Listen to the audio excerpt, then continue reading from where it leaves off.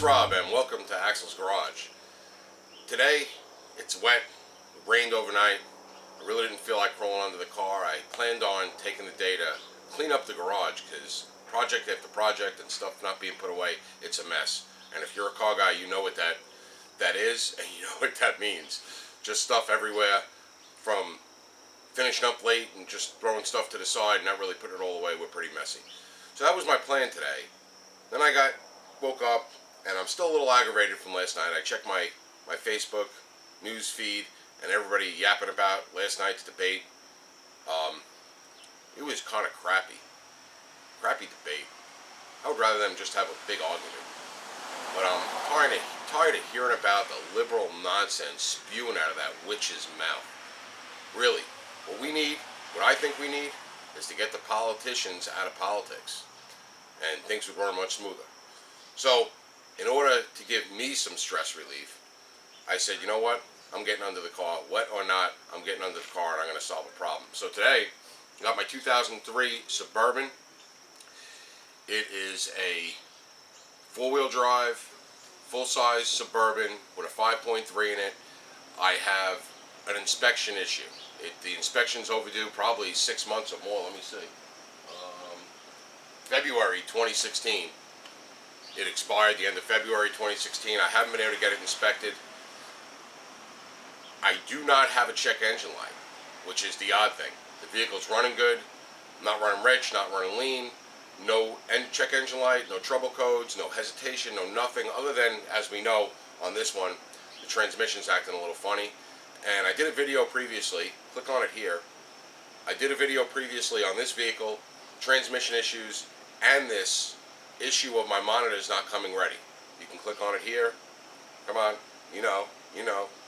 Down here in the description, you'll find the link to click on that first video. It's a short one, and we talk about the transmission issues that this vehicle has and this lack of ability to get the monitors to come in.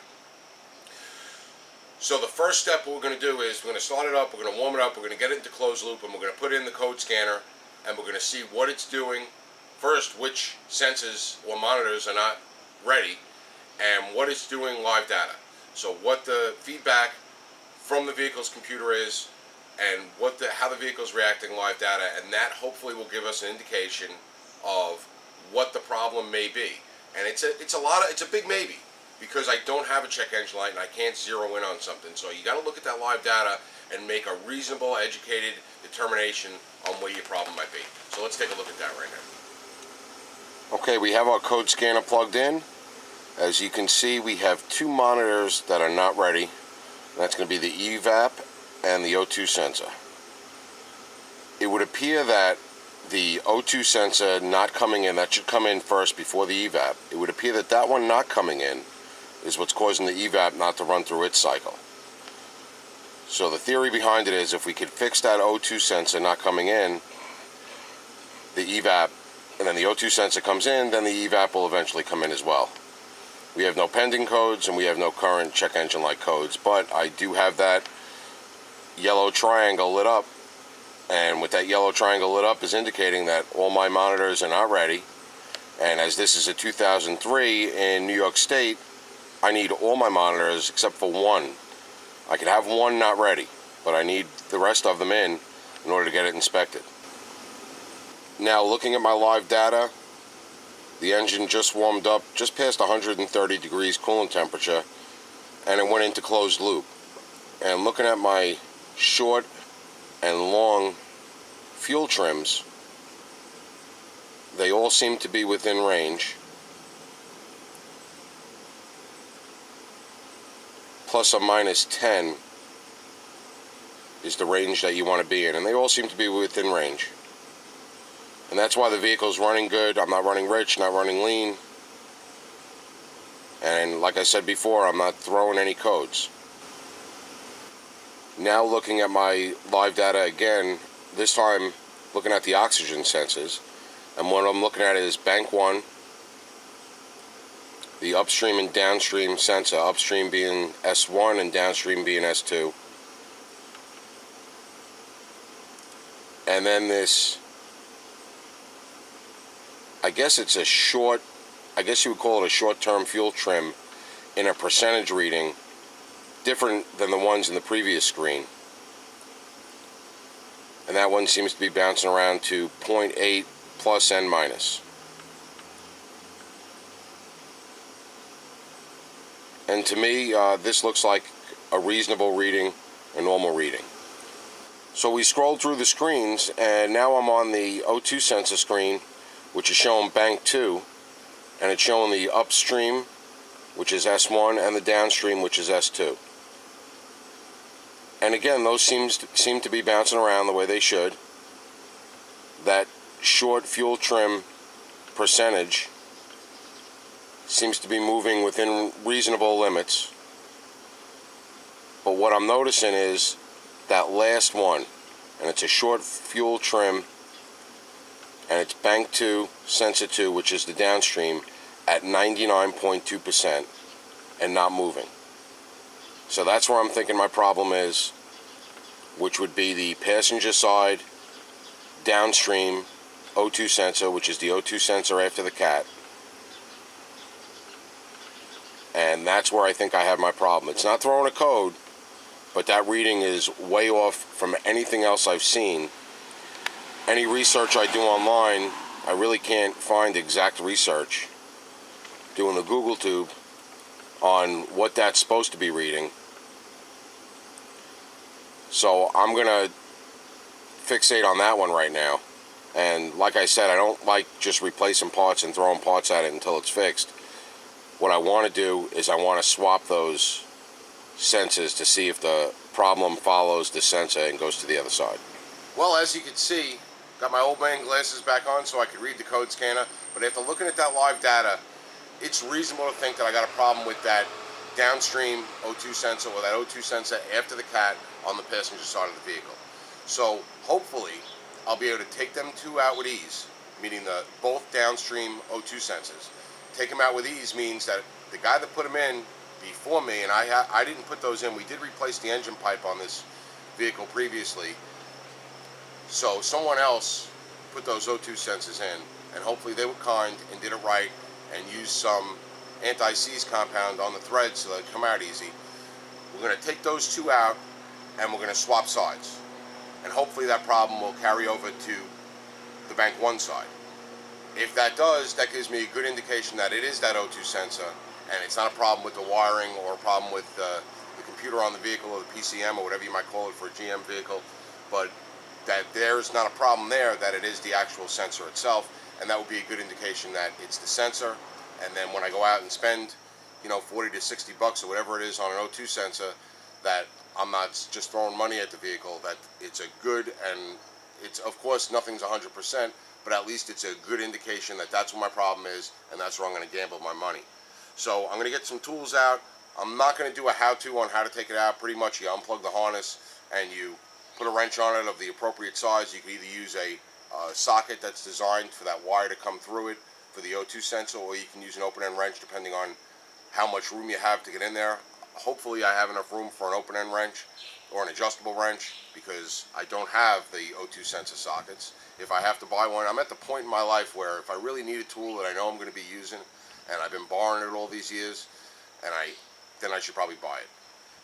So I'm going to crawl on to hopefully not get too wet, pull those O2 sensors out, we'll put them on the hood here, and we'll talk about what... Alright, well, I pulled them both out. Pretty straightforward. I believe they probably take a metric wrench. I tried to put a 21 on there, it was a little too small, so what I wound up doing was grabbing a 7/8, and they came right out. They weren't stuck in there, they weren't seized up in there from the exhaust heat. What I did notice was that the one on the driver's side, which is the one that we think is working right, well, that's why I'm keeping it on the driver's side on the hood so I don't get them confused, appears to be a little bit newer just based on the discoloration or lack of discoloration on the outside part of the O2 sensor and the cleanliness on the inside part of the O2 sensor. But what we did notice when we were underneath was that the blue, there's like a blue safety catch for the connector so that it doesn't fall out by mistake. That blue safety catch was disconnected, which means that somebody had disconnected this in the past. So what I'm thinking is that this one was replaced. Also, there's no brand markings. Oh, I just found a brand marking. There's a Denso brand marking on this one. The one on the passenger side, which is the one that we think is giving us the problem, is a lot sootier, a lot dirtier. It's also labeled as a Delphi, which would be OE in this 2003 Suburban, and the little blue locking tab that goes onto this was still intact and in place, locking it in, so chances are this one's never been changed. This one, if you also notice, on the plastic part there is a little plastic tab broken off. It still locks in or clips in positively. I might use a zip tie to make sure that it can't come loose or fall out when I put it back in. So what I'm going to do is I'm going to take some anti-seize. I'm going to put anti-seize on the threads. Not too much, just a little bit. You don't want the anti-seize to get onto the sensor itself. I'm going to spray some electrical contact cleaner in both of these harnesses, and I'm also going to spray some where they plug into. An important thing about electrical contacts, and everybody will tell you, you'll look at it online, you'll Google tube it. That's my word, Google tube. You'll Google tube it and you'll see that they all say when you put in electrical contacts or any of these harnesses together, use a little dielectric grease. The only time that you wouldn't want to use dielectric grease is with an oxygen sensor. Early oxygen sensors had a small air hole in them because they need outside air to meter properly. So they used to have a little small air hole sensor in them in real early oxygen sensors. And I'm getting this all from reading crap online, so if I speak out of turn or I'm not 100% correct, you can comment below, but don't break my balls about it. So they had an air hole in the oxygen sensor, and that was because they needed some outside air to meter properly. But over the years, what they determined was that little air hole would either get crudted up, clogged up, or corroded, and not let outside air come in, giving a bad reading and making that oxygen sensor prematurely go bad. So what they started doing was, and then some goofy engineer figured out a way to allow the air to go into the sensor through the wires. So the air actually travels through the wire, in between that wire and the insulation of the wire, into the oxygen sensor. And it's only a tiny, tiny, tiny bit of air that it needs to meter properly. Therefore, if you put dielectric grease on oxygen sensor fittings, a lot of times what that dielectric grease will do is that'll clog up any air that might need to get through there and have that oxygen sensor meter properly. So the recommendation is clean the contacts with contact cleaner, and I like to use a commercially available spray aerosol contact cleaner. Let it dry out completely so there's no contact cleaner left in there, and that only takes 5 to 10 minutes. It evaporates, but it makes your contacts clean, you get good electrical connections, and it still will allow that air to flow through whatever tiny passage is sandwiched between the insulation of the wires and the wire themselves, and the copper or aluminum wire inside it, and the oxygen sensor will function properly. So this dirty, sooty OE one is going to go on the driver's side. This Denso aftermarket one is going to go on the passenger side. We'll plug it in, button it all up, start the truck up, let it warm up to operating temperature so that it's in closed loop, and we'll take a look at our readings. I have a headache. I think it's still a headache left over from watching Hillary blab her liberal nonsense last night. So I'm going to grab a cup of coffee, take a couple of aspirin, and then I'll pop these two things back in. Okay, well, after swapping those downstream O2 sensors and letting the vehicle warm up, I pull up the live data on my code scanner, and I have no change whatsoever. Not what I wanted to see. I would have loved to see the problem follow from the bank 2 side to the bank 1 side, and then it would be an easy fix. Okay, it's an O2 sensor. You buy it, swap it out, and you're done. But instead, I have no change. So swapping those two O2 sensors didn't change a thing. I still have 99.2% on that bank 2 sensor 2. So my problem is elsewhere. Could it be a cat? I guess it could be a cat. Could that cat be clogged or malfunctioning? I don't know. Could it be a wiring problem? Could be. Could it be a computer problem? It could be. I'm not sure, but this is going to require more investigation. The only thing I could think of right now is to reset my codes and to do a complete reset, maybe even disconnecting the battery. But right now, as you see here, I have no change swapping those two O2 sensors over.